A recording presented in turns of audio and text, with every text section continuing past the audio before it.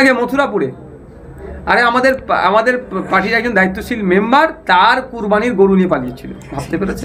এ শুধু BJP BJP দেখায়, কুরবানির গরু কিনে রেখেছে সেটা নিয়ে পালিয়েছে। তারপরে ওখানে একটু চাপাচাপি করার পরে গরুচোর বলছেন। দেখুন নতুন করে আর বলতে লাগবে, ওদিকে অনুব্রত বাবু তো গরু চুরির দায়ই তো জেল খাটছে, গরু পাচারের দায়। তো কথা হচ্ছে ভাবতে পেরেছেন এরা কোন লেভেলে? শুধু কথায় কথায় বিজেপি দেখায়। বিজেপির মনে এই ধরনের ট্র্যাক রেকর্ড নয় যে মুসলমানদের কুরবানির পশুকে চুরি করে নিয়ে। বাংলায় একাধিক মানুষের ঘর ছাড়া আইসেফ করার জন্য, কিন্তু বিজেপির সঙ্গে তো লড়াই কেন্দ্র সরকারের সঙ্গে, তাই এত আইসেফের উপরে চাপ কি কারণ? বিজেপি আর তৃণমূল কি আলাদা নাকি?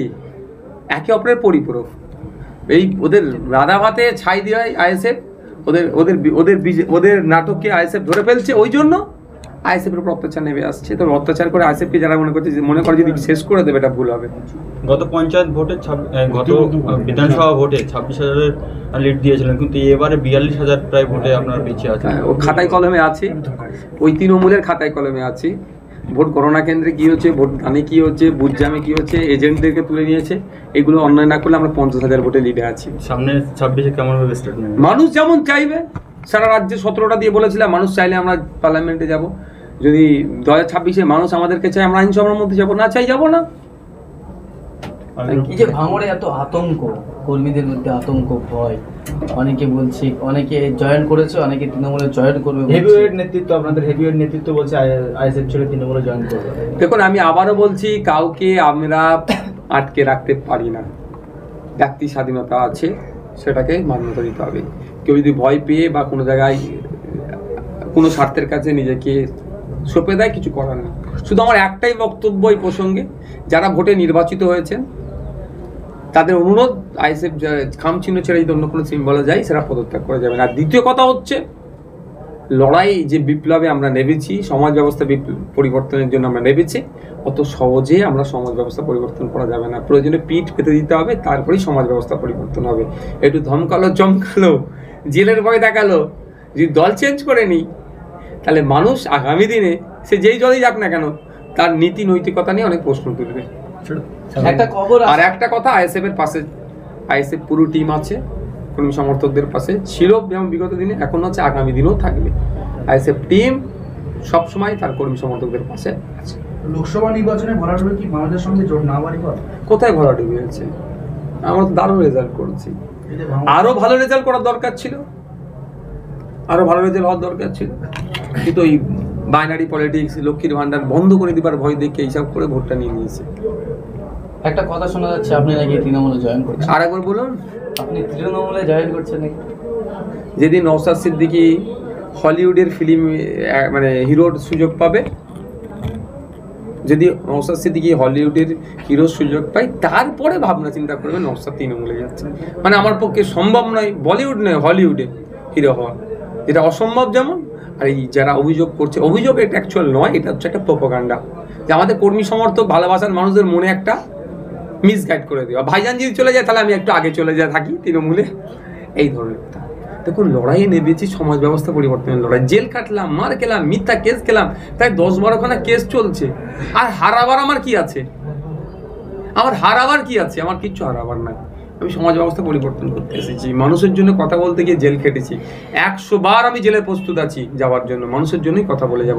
কোনো জায়গায় আমি আত্মসমর্থন করবো না। সাধারণ বাংলার মানুষের সাথে আমি বেইমানি করতে পারি না। বাংলার 1,09,000-এর অধিক মানুষ আমাকে ভোট দিয়েছে, এই ভোটারদের সাথে আমি বেইমানি করবো না। এই যে অন্যায়গুলো হচ্ছে, এগুলো কতদিন? একটা তো এর লিমিটেশন আছে, একটা লক্ষণ রেখা আছে। তো আমরা অপেক্ষা করছি, খুব তাড়াতাড়ি এই দল এবং দলের কর্মী যারা আছেন, যারা অন্যায় করছেন, এই অবসান ঘটবে। পানাপুকুর এলাকায় বোমা বিস্ফোরণে 5 জন আপনাদের আইএসএফ এর 50 সদস্য সহ আহত। শওকত মোল্লা বলছে নওশাদ সিদ্দিকীকে গ্রেফতার করা দরকার, নইলে এই সন্ত্রাস বন্ধ। নটোরিয়াস ক্রিমিনাল আর তুই বোম বাঁধি, সেটা মমতা ব্যানার্জি বলেছেন, ন্যাশনাল হিউম্যান রাইটস কমিশন বলেছেন, নওশাদ সিদ্দিকী বলেন। নওশাদ সিদ্দিকী যদি কোনো অন্যায়ের সাথে যুক্ত থাকে, যখন ইচ্ছা অ্যারেস্ট করুক, আমি প্রস্তুত আছি।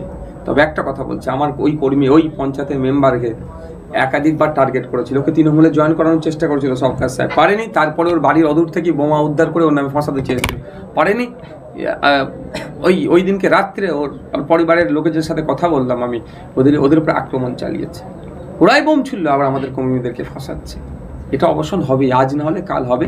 এখন যারা ভাবছেন আপনার কি বলে এই ক্ষমতা দম্ভ দেখিয়ে অনেক করছেন। শুধু একটা কথা বলে দেবো, 34 বছর ধরে কিন্তু বাংলায় বামেরা শাসন করেছে, এখন কিন্তু তাদের অবস্থান কোথায় দেখুন।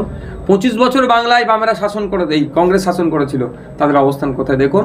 আর তৃণমূল কংগ্রেস, যার কোনো সংগঠনই নাই, শুধু পুলিশ আর গুন্ডা দিয়ে চলছে, তারা কোথায় কোন জায়গায় গিয়ে পড়বে তারা একটু ভাবো। সকালবেলা বলছে আইএসএফ এর জমানত জব্দ হয়ে গেছে, কি বলবে বিষয়? মানুষ দেখে নিয়েছে। আর আইএসএফ এর লড়াই আইএসএফ হচ্ছে, একা লড়াই করে পশ্চিমবাংলাতে 17টা সিটে 6 লক্ষের অধিক ভোট পেয়েছে, এটা আমাদের কাছে বড় পাওনা। বারাসাত বসিরহাটের মতো সিটে আমরা লক্ষাধিক ভোট পেয়েছি, এত ভোট হিংসা করার পরে। এখানে এই যাদবপুরের এত হিংসা, এত বুথলুট, এত মারামারি, এত মহিলাদের অত্যাচারের পরেও 83,000 আমরা ভোট পেয়েছি। এদিকে আপনার মথুরাপুর, ওইদিকে আপনার জয়নগরে কীভাবে মানুষ ভোট দিয়েছে এত হিংসার পরেও। ইভিএম মেশিনে স্যালোটেপ মেরে দিয়েছিল যাতে না দেখতে পাই আমাদের সিম্বলটা, তারপরেও দেখুন কত ভোট পেয়েছি। এই জন্য ভয় পাচ্ছে, এই জন্য আমাদের হচ্ছে। ভাইজান ভোট হয়েছে, গণনা হয়েছে, তৃণমূল কংগ্রেস জিতেও গেছে, তারপরেও মহিলাদের উপর অত্যাচার করছে, এটাই কি একটা নেতাদের কাজ? ভোট ঠিকঠাক হয়নি, মানে দিতে দেয়নি মানুষকে, গণনা ক্ষেত্র ঠিকঠাক হয়নি। হ্যাঁ, সার্টিফিকেট এখন তৃণমূল কংগ্রেস হাতে আছে। শুধু মহিলা নয়, বাড়ির গবাদি পশুও ছাড় পাচ্ছে না তৃণমূল কংগ্রেসের অত্যাচারে। কদিন আগে মথুরাপুরে